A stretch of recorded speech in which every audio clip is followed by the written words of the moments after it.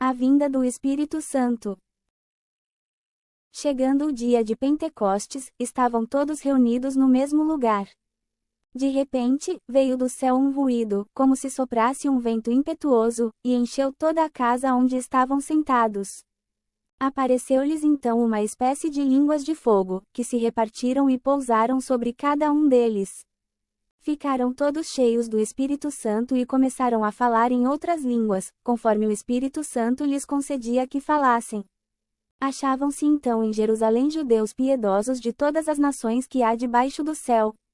Ouvindo aquele ruído, reuniu-se muita gente e maravilhava-se de que cada um os ouvia falar na sua própria língua.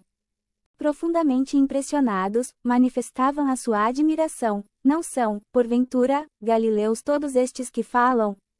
Como então todos nós os ouvimos falar, cada um em nossa própria língua materna? Partos, medos, elamitas, os que habitam a Mesopotâmia, a Judéia, a Capadócia, o Ponto, a Ásia, a Frígia, a Panfilia, o Egito e as províncias da Líbia próximas a Cirene, peregrinos romanos. Judeus ou prosélitos, cretenses e árabes, ouvimos-los publicarem em nossas línguas as maravilhas de Deus. Estavam, pois, todos atônitos e, sem saber o que pensar, perguntavam uns aos outros: que significam estas coisas? Outros, porém, escarnecendo, diziam: estão todos embriagados de vinho doce. Pedro, então, pondo-se de pé em companhia dos 11, com voz forte lhes disse: homens da Judéia, e vós todos que habitais em Jerusalém, seja-vos isto conhecido, e prestai atenção às minhas palavras. Estes homens não estão embriagados, como vós pensais, visto não ser ainda a hora terceira do dia. Mas cumpre-se o que foi dito pelo profeta Joel. Acontecerá nos últimos dias, é Deus quem fala, que derramarei do meu espírito sobre todo ser vivo, profetizarão os vossos filhos e as vossas filhas. Os vossos jovens terão visões, e os vossos anciãos sonharão. Sobre os meus servos e sobre as minhas servas derramarei naqueles dias do meu espírito e profetizarão. Farei aparecer prodígios em cima, no céu, e milagres embaixo, na terra, sangue, fogo e vapor de fumaça. O sol se converterá em trevas e a lua em sangue, antes que venha o grande e glorioso dia do Senhor. E, então, todo o que invocar o nome do Senhor será salvo.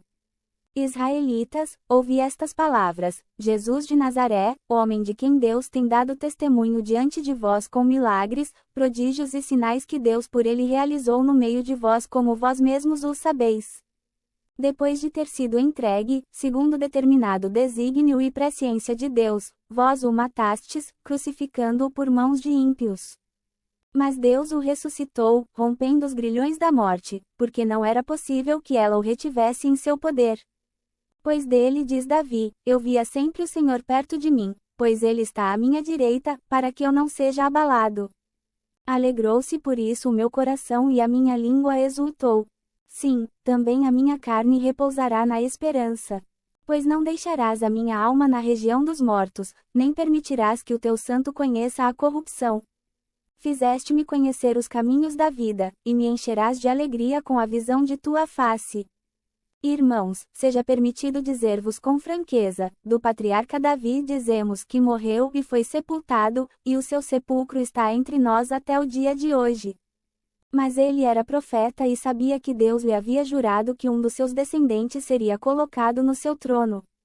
É, portanto, a ressurreição de Cristo que ele previu e anunciou por estas palavras: ele não foi abandonado na região dos mortos, e sua carne não conheceu a corrupção. A este Jesus, Deus o ressuscitou, do que todos nós somos testemunhas. Exaltado pela direita de Deus, havendo recebido do Pai o Espírito Santo prometido, derramou-o como vós vedes e ouvi.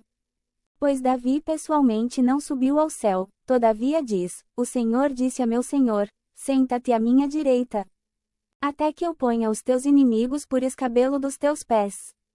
Que toda a casa de Israel saiba, portanto, com a maior certeza de que este Jesus, que vós crucificastes, Deus o constituiu Senhor e Cristo. Ao ouvirem essas coisas, ficaram compungidos no íntimo do coração e indagaram de Pedro e dos demais apóstolos: que devemos fazer, irmãos? Pedro lhes respondeu: Arrependei-vos, e cada um de vós seja batizado em nome de Jesus Cristo para a remissão dos vossos pecados, e recebereis o dom do Espírito Santo. Pois a promessa é para vós, para os vossos filhos e para todos os que ouvirem de longe o apelo do Senhor, nosso Deus. Ainda com muitas outras palavras exortava-os, dizendo: Salvai-vos do meio dessa geração perversa. Os que receberam a sua palavra foram batizados. E naquele dia elevou-se a mais ou menos 3.000 o número de adeptos. Perseveravam eles na doutrina dos apóstolos, nas reuniões em comum, na fração do pão e nas orações. De todos eles se apoderou o temor, pois pelos apóstolos foram feitos também muitos prodígios e milagres em Jerusalém, e o temor estava em todos os corações. Todos os fiéis viviam unidos e tinham tudo em comum. Vendiam as suas propriedades e os seus bens, e dividiam-nos por todos, segundo a necessidade de cada um. Unidos de coração, frequentavam todos os dias o templo. Partiam o pão nas casas e tomavam a comida com alegria e singeleza de coração, louvando a Deus e cativando a simpatia de todo o povo. E o Senhor cada dia lhes ajuntava outros, que estavam a caminho da salvação.